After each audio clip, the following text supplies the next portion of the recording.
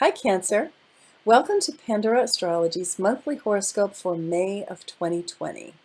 We've got full and new moons, activity of Mercury, Venus, and Mars.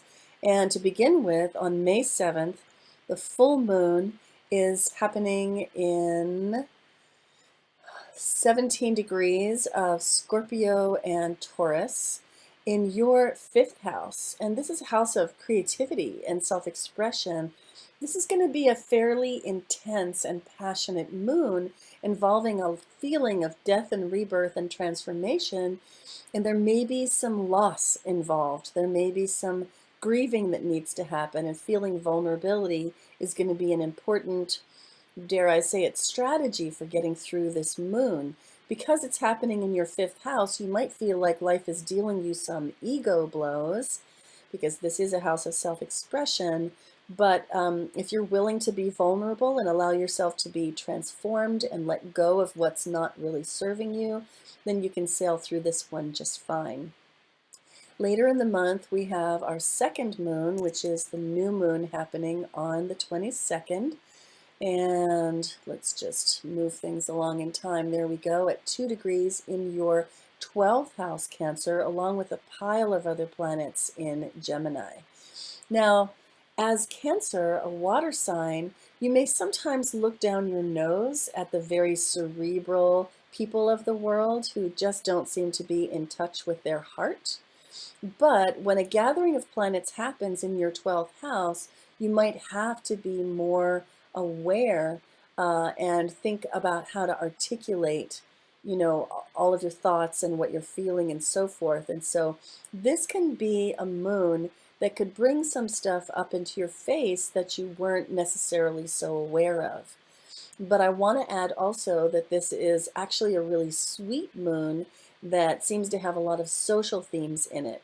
And since most people in this country are doing stay at home or shelter in place, the fact that this moon connects to a very nice Juno in the 4th house and Saturn and Pallas Athena in the 8th house suggests to me that you should be able to shine socially from the comfort of your own home.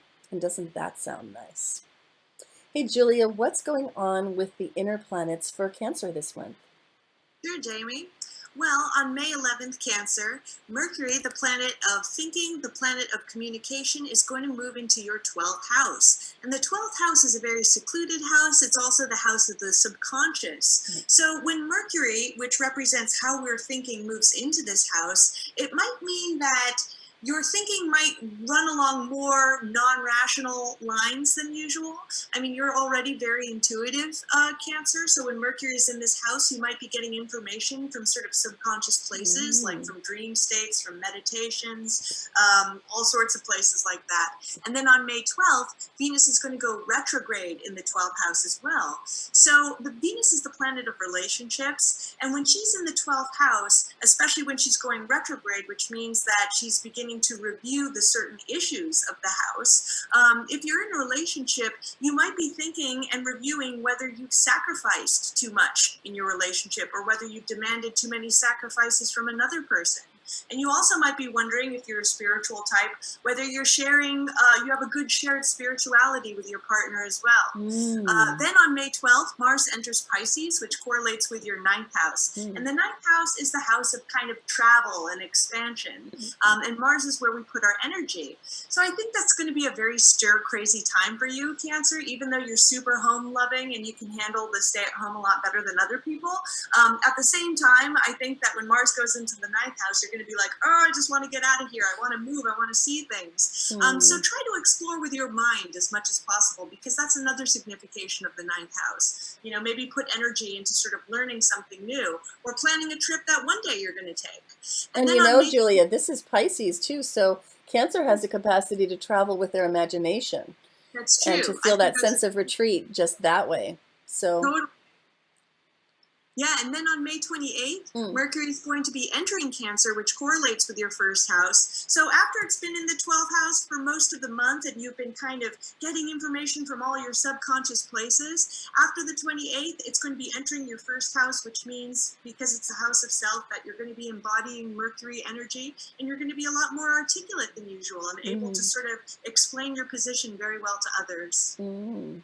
That sounds so nice.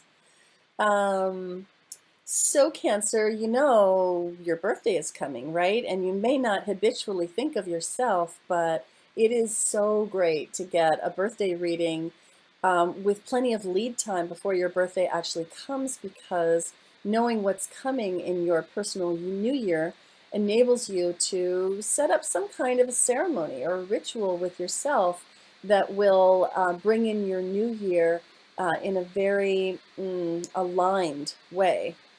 So I would recommend scheduling a birthday reading if I were you, even though it's a little bit early. And then we can discuss any of these things that came up in your horoscope.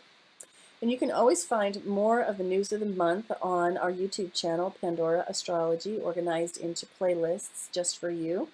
And also on our forecast page and our horoscope page at our website, pandorastrategy.com. And we'll see you around the cosmos. Bye. Bye bye.